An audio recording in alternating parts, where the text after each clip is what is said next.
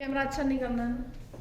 चलो देखो, मैंने आपको बताया था क्या 1 to 20 तक लर्न करने के लिए बताया था ना।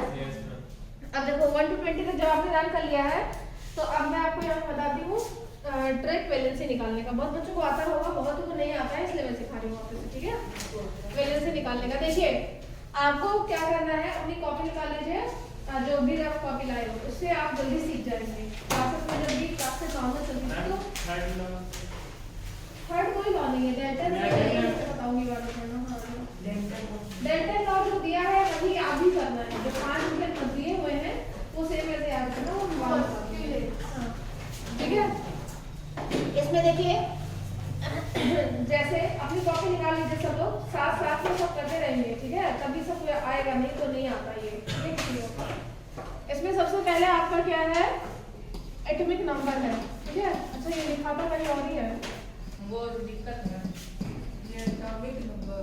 हाँ एटॉमिक नंबर है, ठीक है। एटॉमिक नंबर में आपका क्या है 1 2 3 4 5 6 7 8 इस तरह से करके 20 तक आप लिखेंगे एक सीरीज में। सब लोग लिखो अपनी कॉपी में, एक उसमें 1 से लेकर 20 तक एक सीधे सीक्वेंस में इस तरह से लाइनिंग करके आपको लिखनी है अलग अलग, ठीक है। तो यहाँ से लेकर 1 to 20 तक सब लोग लिखेंगे, ठीक। 1 से 20 तक सभी लिखेंगे। अब इसके बाद पहला एटॉमिक नंबर है, पहला जो है डालेंगे वो एटॉमिक नंबर, और सीधे सीधे पूरा लाइन खींचो और 1 से 20 तक लिखो, जल्दी जल्दी। यहाँ लिखने से क्या हो जाता, जल्दी करो। तुम्हारा हाँ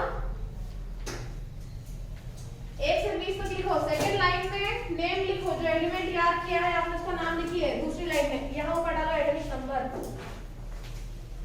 ऐसे आपको आ जाएगा आसानी से, ठीक है। बहुत इजीली आ जाता है इस तरह से। सेकंड जो लाइन होगी उसमें आपको सरनेम लिखना है, हाँ एटॉमिक नंबर है ये, ठीक है। दूसरा name of element, name of element लिखो जो याद किए हो, याद नहीं किए हो। अभी इतने से ऑनलाइन क्लास में याद नहीं किए हो ना, ये नहीं आती है। लिखो जल्दी से, नेम लिखो, नेम ऑफ एलिमेंट लिखो, इसे टिक रहे हो। बुक निकाल लो कि बुक लाए नहीं हो, क्यों बुक लाए, तो क्या करने आए हो स्कूल में, तुम याद रखी नहीं है दिग्विजय, तो तुमको आएगा भी केमिस्ट्री याद रखना है। जिसने भी नहीं याद किया उसको केमिस्ट्री नहीं आएगी 10th में, और 9th में हम फेल कर देंगे। एटॉमिक नंबर लिख लिया सबने?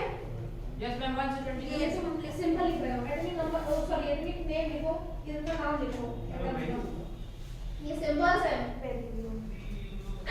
सिंबल्स है ये। मैम ये ऐसे हाइड्रोजन तो वो कुछ नहीं आएगा, ठीक है। मैम पोटेंशियल में क्या हो रहा है, सेकंड में नेम लिखना है बेटा। जिसको नाम याद है वो नाम याद कर ले, वरना केमिस्ट्री आएगी नहीं आपको, 10th में भी नहीं कर पाओगे और फेल हो जाओगे।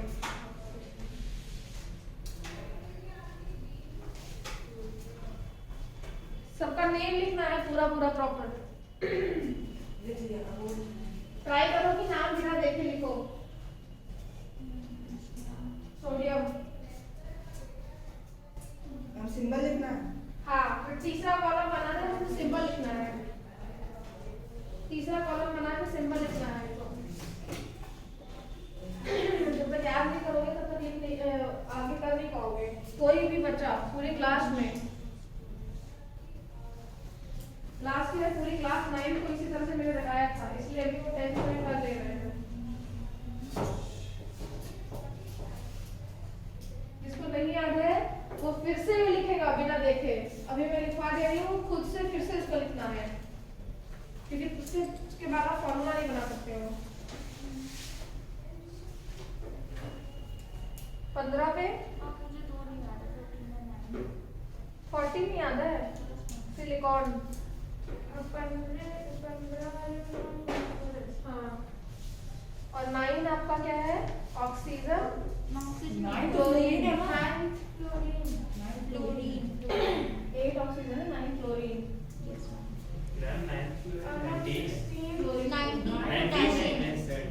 हाँ सही, जिसको याद है उसको अच्छी बात है उसके लिए, जिसको नहीं याद है वो याद कर ले बेटा। याद नहीं होगा तो नहीं कर पाओगे आप। मैम उसके बगल में सिंबल, हाँ उसके बगल में तीसरा कॉलम बनाइए और लिखिए सिंबल। कैल्शियम का सिंबल कैल्शियम सीए होता है। सी यहाँ आपको उसका नेम लिखना है और यहाँ आपको उसका सिंबल लिखना है। हम लास्ट वाला कौन सा है? 20। हाँ, कैल्शियम। आपको वैसे 30 तक याद कर लोगे तो बहुत इजी रहेगा क्योंकि 30 तक 11 12 में इसके बाद कैल्शियम होता है स्कैडमियम Sc 23 का है टाइटेनियम होता है 23 मैम 19 क्या होता है? पोटेशियम। कल तुम क्लास में थे ना कि नहीं थे? गोल्ड 48 सिल्वर 47 मैम मुझे तो दो हो गया ना? हाँ ऐसे याद होता है। आप अगला कॉलम बनाइए। अब मैं आपको वैलेंसी सिखाऊंगी तब अपना आप वैलेंसी निकाल सकते हैं, ठीक है? देखो इसमें क्या है बेटा आपका, थोड़ा नीचे क्लिक कीजिए तो इसमें देखिए नेक्स्ट आपको वैलेंसी सीखनी है। वैलेंसी हम कैसे निकालते हैं, वैलेंसी सीख लोगे तो बाकी चीजें आसान हो जाएंगी। बस इतनी चीजें याद करनी है, बाकी चीजें आपको कैलकुलेट करनी है, ठीक है? जितना मैंने लिखवाया उतना लर्न करना है, उतना लर्न करना कंपलसरी है। उसके पहले और उसके बाद कुछ नहीं हो सकता, उसके बाद सिर्फ आपको कैलकुलेशन करनी है। देखो नेक्स्ट आप जो सीखोगे वो आपका क्या है, वैलेंसी है बेटा। वैलेंसी आपको सीखनी है, ठीक है?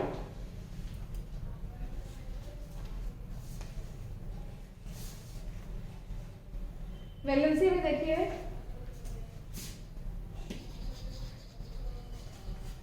भाग रहा है तो देखो वैलेंसी कैसे निकालते हैं। वैलेंसी निकालने के लिए सबसे पहले आपको एक एटम का स्ट्रक्चर जानना होगा। एटम का स्ट्रक्चर जो होता है मैंने पहले बताया है, 3 चीजें होती है, इलेक्ट्रॉन, प्रोटॉन, न्यूट्रॉन। किसी भी एटम में 3 चीजें होती हैं, इलेक्ट्रॉन, प्रोटॉन और न्यूट्रॉन, ठीक है? जिसमें आपका ये एक सर्कल है, सर्कल के अंदर प्रोटॉन और न्यूट्रॉन होता है, ठीक है? सर्कल के अंदर क्या होगा, प्रोटॉन और न्यूट्रॉन। सर्कल न्यूक्लियस है, जैसे सर्कल सन है और सन के चारों तरफ क्या है, ऑर्बिट्स है, ठीक है? डिफरेंट ये ऑर्बिट्स बने हुए हैं, इन्हीं ऑर्बिट्स में हमारा जो इलेक्ट्रॉन है वो रिवॉल्व करेगा। इन पर्टिकुलर ऑर्बिट्स में इलेक्ट्रॉन विल रिवॉल्व, ठीक है? अब देखो जैसे सन बीच में है और सन के चारों तरफ जो है इलेक्ट्रॉन हमारे प्लैनेट्स रिवॉल्व करते हैं, उसी तरह से यहाँ हमारा इलेक्ट्रॉन्स रिवॉल्व करेगा, ठीक है? तो जैसे देखो ये पर्टिकुलर यहाँ पे ऑर्बिट्स बने हुए हैं, इन्हीं ऑर्बिट्स में इलेक्ट्रॉन, दोनों में डिफरेंस क्या है? सन के केस में बेटा एक ऑर्बिट में सिर्फ एक इलेक्ट्रॉन रिवॉल्व कर, एक प्लैनेट रिवॉल्व करता है ना, यहाँ पे एक ऑर्बिट की मैक्सिमम कैपेसिटी होती है, ठीक है? उस कैपेसिटी के अकॉर्डिंग वो रिवॉल्व करेंगे जितनी उनकी कैपेसिटी है। तो K, L, M और N 4 शेल हो गई आपकी, ठीक है? 4 ऑर्बिटल्स हो गए और 2, 8, 18 और 32 इनकी मैक्सिमम कैपेसिटी हो गई। मतलब जो K शेल है आप उसमें 2 से ज्यादा इलेक्ट्रॉन फिल नहीं कर सकते हैं। L में 8 से ज्यादा इलेक्ट्रॉन नहीं फिल कर सकते हैं। अगर कम है तो भर दीजिए, ज्यादा आ गए तो नहीं। 9 इलेक्ट्रॉन आपका M वाले में जाएगा, ठीक है? जो 9th इलेक्ट्रॉन होगा it will go in M subshell, ये M में जाएगा और N जो है आपका वो 32 इलेक्ट्रॉन कैरी करता है। इतना समझ में आ गया ना सबको? इजी है ना? इतना समझ में आया ना? अब देखो इसका मतलब है जब हम इलेक्ट्रॉन का डिवीजन करेंगे तो इसके अकॉर्डिंग करेंगे, इलेक्ट्रॉन का डिवीजन इसके इलेक्ट्रॉन अकॉर्डिंग करेंगे और इलेक्ट्रॉन के डिवीजन को ही इलेक्ट्रॉनिक कन्फिगरेशन कहते हैं, ठीक है? इलेक्ट्रॉन के डिवीजन को क्या कहते हैं? इलेक्ट्रॉनिक कन्फिगरेशन कहते हैं। अब देखो इसमें एक चीज आप देखिए, जब हम इलेक्ट्रॉन का डिवीजन करेंगे, जिस टाइम पे इलेक्ट्रॉन का डिवीजन करेंगे उस टाइम पे हमको कुछ रूल्स याद रखने होते हैं। जैसे सबसे पहला रूल ये है कि पहले अंदर वाली शेल फिल होगी तभी बाहर की शेल भरेंगी। जो ऑर्बिटल्स हैं जब तक अंदर वाले ऑर्बिटल्स नहीं, मतलब जब तक K पूरा भर नहीं जाएगा तब तक हम L में नहीं जाएंगे, जब तक L पूरा नहीं भरेगा तब तक M में नहीं जाएंगे। ऐसा नहीं हो सकता है कि जैसे L की मैक्सिमम कैपेसिटी 8 है और L में हमने 6 भर दिया और फिर हम M में चले गए, ठीक है? जब तक L का 8 पूरा नहीं होगा हम M में नहीं जा सकते हैं, ठीक है? आखिरी वाला जो सबसेल होगा, जो आपका किसी भी कोई भी, चाहे वो K सबसेल हो, L सबसेल हो, M हो, जो सबसे लास्ट वाला होगा वो आपका हाफ फिल्ड हो सकता है, लेस फिल्ड हो सकता है, लेकिन अंदर के सारे पूरे भरे होने चाहिए। देखो जैसे फॉर एग्जांपल क्लोरीन। अब एक चीज और, जो मैंने आपको एटॉमिक नंबर याद कराया है वो उसके होते हैं नंबर ऑफ इलेक्ट्रॉन, ठीक है? क्योंकि किसी भी एटम में, अब एटॉमिक नंबर ऑफ इलेक्ट्रॉन मत लिखना, एटॉमिक नंबर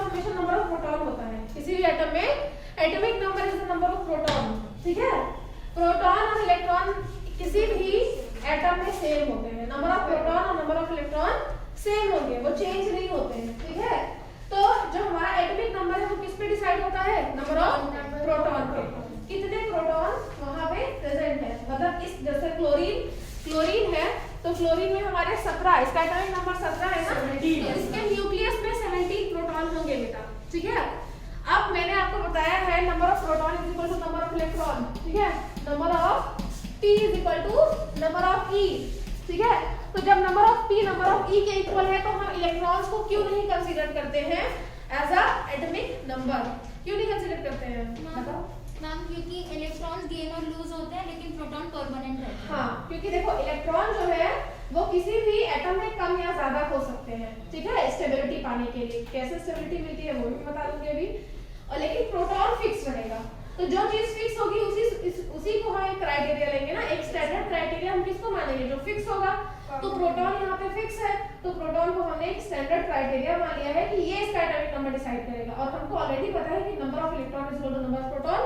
एक स्टैंडर्ड एटम में नॉर्मली जब एटम अपने स्टैंडर्ड फॉर्म में होता है, अपने नेटिव फॉर्म में होता है, तो number of electron is equal to number of proton. तो उसका जो आप एटॉमिक नंबर अभी देख रहे हैं उतने ही इलेक्ट्रॉन है उसमें, मतलब उतने ही इलेक्ट्रॉन का डिवीजन करना है हमको, जितने इलेक्ट्रॉन है उतने इलेक्ट्रॉन को डिवाइड करना है हमको। अब देखो उतने इलेक्ट्रॉन के डिवीजन, जैसे क्लोरीन का 17 है, तो मतलब हमको कितना इलेक्ट्रॉन डिवाइड करना है, 17 इलेक्ट्रॉन को डिवाइड करना है, ठीक है। जिसको नहीं समझ में आया ध्यान से देखो। अब हमने आपको बताया कि हमारे पास 4 सबशेल हैं, कौन से हैं, K है, L है, M है, N है। और ये भी जानते हो कि K में 2 इलेक्ट्रॉन आ सकते हैं, L में 8, M में 18 और N में 32, ये भी आप जानते हो। अब इस 17 को इसके बेसिस पे डिवाइड करना है, ठीक है। हाँ, तो पहले में 2 इलेक्ट्रॉन हमने भर दिए, तो मतलब अब हमारे पास यहाँ 15 बचे हैं, 15 बचे कि नहीं। दूसरे में हमने 8 भर दिए, 8 2 10, हमारे पास 7 बचा है ना। और तीसरे वाले की मैक्सिमम कैपेसिटी 18 है, लेकिन हमारे पास इलेक्ट्रॉन कितने हैं, सिर्फ 7, तो तीसरे में हम 7 भर देंगे। ये आपका Cl का इलेक्ट्रॉनिक कॉन्फ़िगरेशन हो गया, समझ में आ गया ना। तो इसका इलेक्ट्रॉनिक कॉन्फ़िगरेशन 2 8 7 आ गया। जैसे सोडियम 11 है, पहले वाले में 2 भर देंगे, दूसरे वाले में 8 भर देंगे, तीसरे में हमारे पास 1 है 2 8 1, ठीक है। सबको समझ में आ गया ना। Yes ma'am. अब सबका नेक्स्ट काम क्या है, आपको अपने जो आपने एटॉमिक नंबर लिखा है और एटम्स के नेम लिखे हैं उसके आगे इलेक्ट्रॉनिक कॉन्फ़िगरेशन लिखिए सबका इलेक्ट्रॉनिक कॉन्फ़िगरेशन। वैलेंसी वाला छोड़ दो, उसके आगे एक कॉलम बना लो इलेक्ट्रॉनिक कॉन्फ़िगरेशन का। इलेक्ट्रॉनिक कॉन्फ़िगरेशन सब लोग लिखिए, उसके आगे मैंने 2 बता दिया है, जिसको समझ में आ गया है वो लिखेगा। तुमको समझ में आया, चीटिंग मत करो, बुक बंद करो, सब बुक बंद करो, क्योंकि ये चीटिंग करने वाली चीज नहीं। अभी तक जो लिखा वो याद नहीं था, दैट इज ओके, वो याद कर सकते हो।